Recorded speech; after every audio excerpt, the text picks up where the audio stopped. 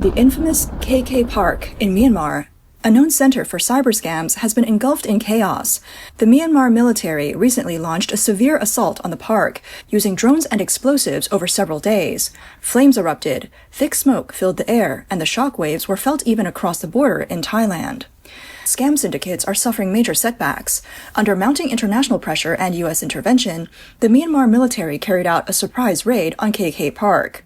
On the evening of October 24th, at around 6:30 p.m., the Myanmar military detonated explosives on KK Park's buildings, located in the Myawaddy area along the Myanmar-Thailand border.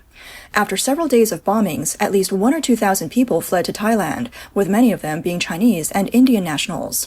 Videos circulating online show people hauling luggage, riding on bicycles, and walking to safety. Some even had to jump into rivers and swim to Thailand. The scene resembles a refugee crisis.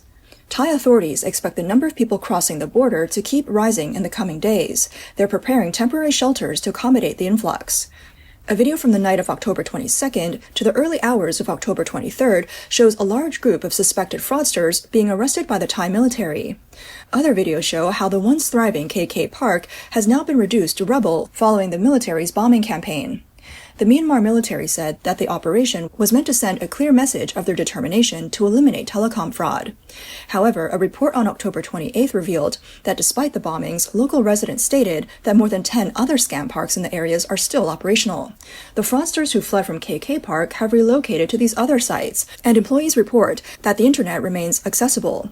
Along the Moe River on the Myanmar-Thailand border in southeastern Cayenne State, dozens of other scam parks continue to operate. KK Park is just one of many. These parks have become key centers for cybercrime and human trafficking. International attention turned to this region earlier this year after the kidnapping and trafficking of Chinese actor Wang Xing. He was lured to Thailand by a scam and then trafficked to Myawaddy.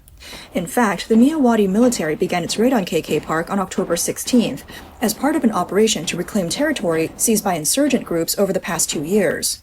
On October 20th, the Myanmar government reported that its military had carried out a surprise raid on the KK scam park. They seized 30 Starlink satellite devices.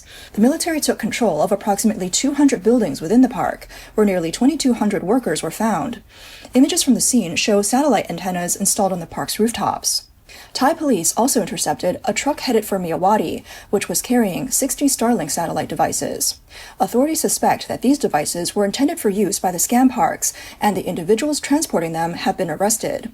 On October 21st, SpaceX, the space exploration company owned by billionaire Elon Musk, announced that it had cut off satellite communications for more than 2,500 Starlink devices that were being used by Myanmar scam groups.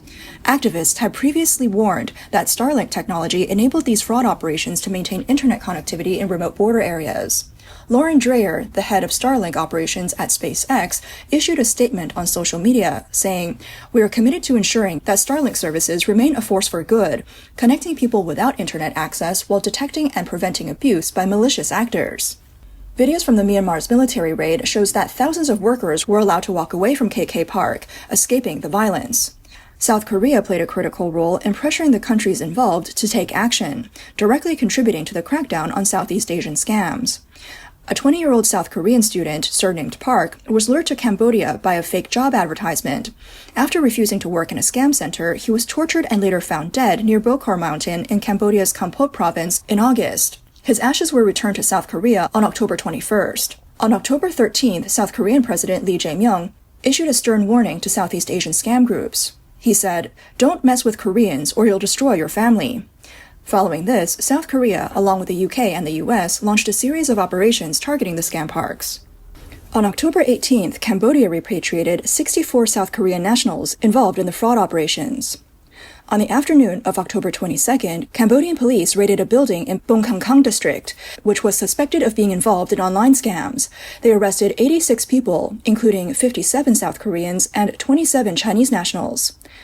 A notable aspect of this operation was the presence of a South Korean parliamentary delegation, which observed the entire process.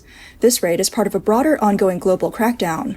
On October 14th, the US and the UK jointly imposed sanctions on Cambodia's Prince Holding Group and its founder, Chen.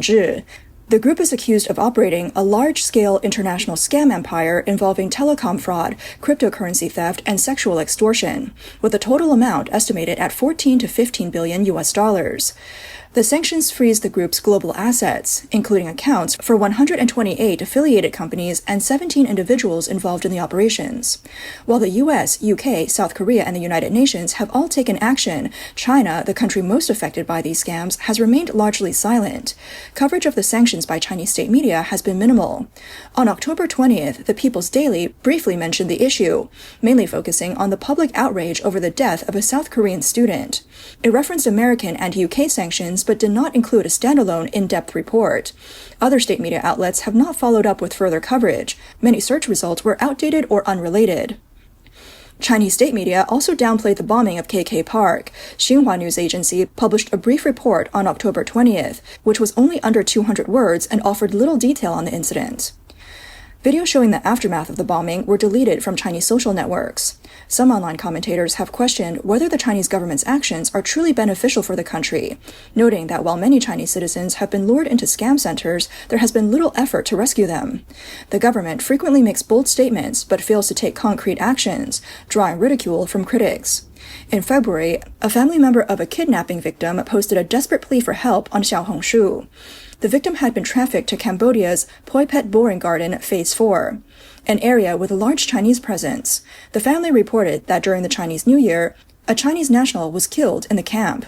Cambodian authorities investigated and rescued South Koreans, but no Chinese victims were saved. The post urged the Chinese government to intervene. In January 2025, Chinese actor Wang Xing was lured to the Myawaddy area in Myanmar, but he was fortunate enough to be rescued.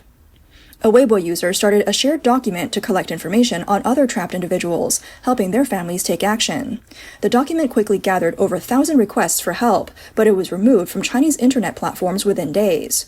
One ex-user commented, "The Myanmar scam centers mainly harm Chinese people. Why isn't the Chinese government doing anything about it?" Some even say high-ranking officials are involved with these fraud groups. Now that the US has stepped in, we're finally seeing results. The world needs America to play the role of the global police. In 2022, CEO He Weilin of a tourism company in Guizhou was tricked into visiting Thailand. He has assets worth tens of millions and 142 stores. After leaving the airport, he was drugged, kidnapped, and sold to Myanmar, where he was forced to work in a scam operation. After more than 3 months of captivity, he managed to escape. In a video revealing the scam operations, he stated, 因为我亲身经历，所有的园区老板中国人。 I personally experienced it. All the scam park owners are Chinese, and all the fraud companies are run by Chinese. Myanmar scam centers, long controlled by Chinese crime groups, deceive victims through fake romance and investment schemes, sometimes using legitimate job offers to lure foreigners. These victims are imprisoned, tortured, and forced into criminal activities. A video shot inside one of these scam parks shows that those who fail to meet their fraud quotas are publicly beaten. The attackers inflict violence to gain favor with their superiors, while those who repeatedly fail are sold to offshore surgical ships for organ harvesting. In January, a daring online user used a drone to capture footage of the KK Park in Myawaddy. The area is heavily guarded, surrounded by watchtowers and high walls topped with barbed wire. The park contains dozens of buildings, some serving as offices, others possibly dormitories. A floating bridge connects vehicles to the park, likely the entry point for kidnapped victims. The video also shows forced physical punishments and armed guards patrolling the premises.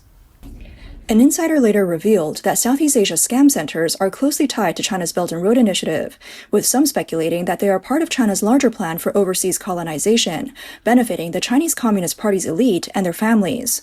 It is believed that there are more than 30 scam syndicates along the Thai-Myanmar border, with annual fraud losses amounting to hundreds of billions of dollars. These centers have become a significant part of Myanmar's wartime economy, as the military government battles insurgent groups and relies on Chinese support to maintain its power. Regarding the recent bombing of the Myawaddy scam centers by the Myanmar military, Chinese commentators joked, "After years of taking traditional medicine, a shot of Western medicine did the job."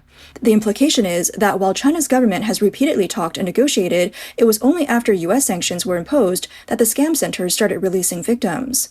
Another Chinese user on X analyzed the situation.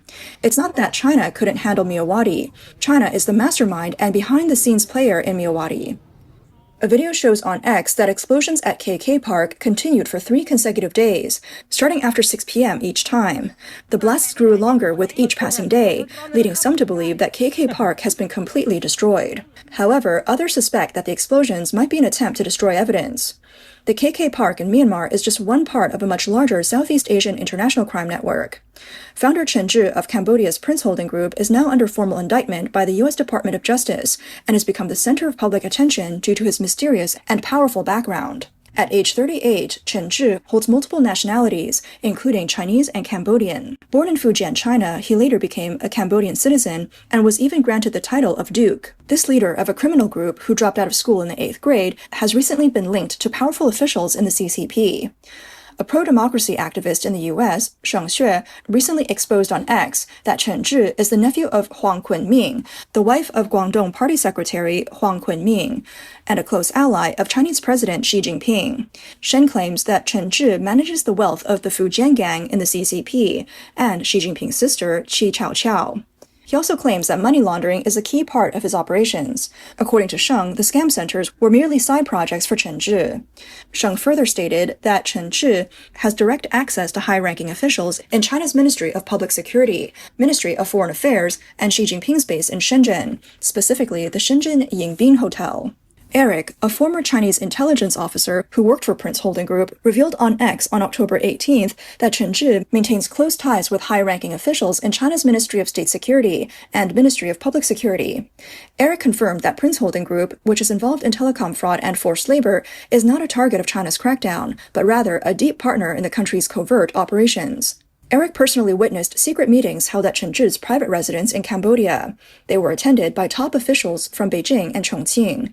These meetings involved fabricating charges against exiled cartoonist Wang Yiming, with Prince Holding Group providing full hospitality and logistical support.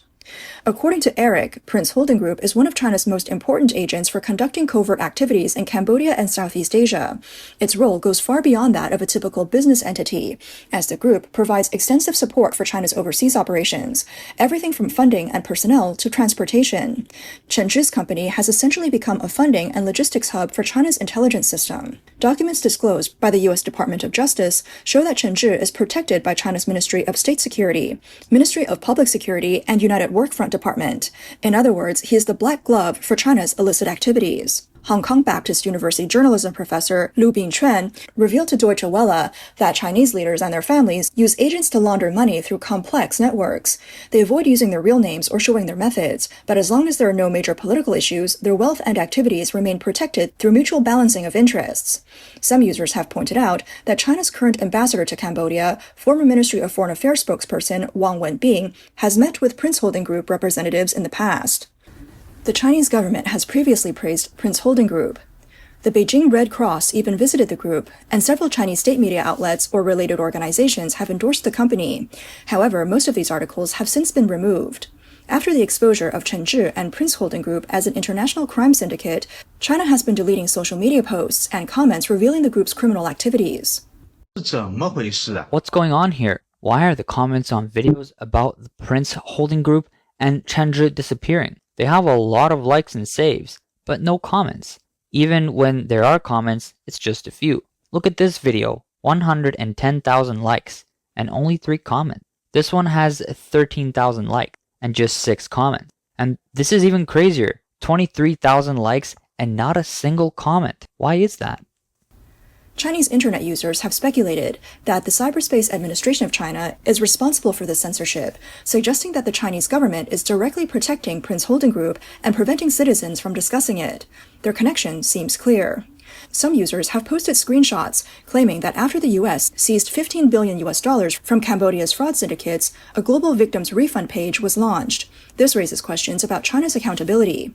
Despite the government's efforts to seize billions from corrupt officials, there has been little transparency about where the money has gone. Even after numerous fraud scandals, victims have still not been compensated. This highlights the stark differences between the two countries. According to Asia Finance, Chen is China's richest man, with assets exceeding $100 billion. The $15 billion in Bitcoin seized by the U.S. is just the tip of the iceberg. The indictment by the U.S. Department of Justice reveals that Chen has established at least 10 scam centers in Cambodia, some of which are described as telecom fraud Disneyland. Forced laborers work around the clock, creating fake romance stories, pretending to be experts and scamming investments. In 2024 alone, U.S. victims lost over $10 billion, with global losses reaching hundreds of billions. Chen has an unusually close relationship with Cambodia's pro-China government. In July 2020, Chen was granted the Nik Okna title by the Cambodian government, the highest honor for significant contributions. He was appointed as an official advisor to the then Prime Minister Hun Sen and continued to hold key positions in the new government. These official titles provided him with political protection and served as a perfect cover for his covert operations. In 2022, during Hun Sen's visit to Cuba, Chen participated in bilateral talks and helped secure a 25% stake in the Habanos cigar company based in Havana, Cuba. Sources from Asia Finance revealed that through Prince Holding Group, China controls the global trade of Cuban cigars, specifically through the acquisition of a 50% stake in Habanos by purchasing Spain's Arcadis company. This control extends to all Cuban cigar sales globally. This was part of a broader strategy, as China Tobacco attempted several times to acquire Arcadis, but instead used Chen as a proxy. Chen Prince Holding Group is now widely recognized as a criminal syndicate. The U.S. has seized $15 billion in Bitcoin from the group, while South Korea froze over 91 billion Korean won in deposits. The UK has seized 19 luxury properties linked to Chen and Singapore froze $28 million in hedge fund accounts. Vietnam and Thailand are also increasing their investigations into his assets. Asia Finance reports that Chen still holds significant assets in Hong Kong, including a $3 billion Grade A commercial building and a $1.3 billion mansion on Victoria Peak. He directly or indirectly controls 10 companies, including 2 publicly listed ones. Whether Hong Kong, under Chinese control, will freeze his assets will be a key indicator of the future of Prince Holding Group.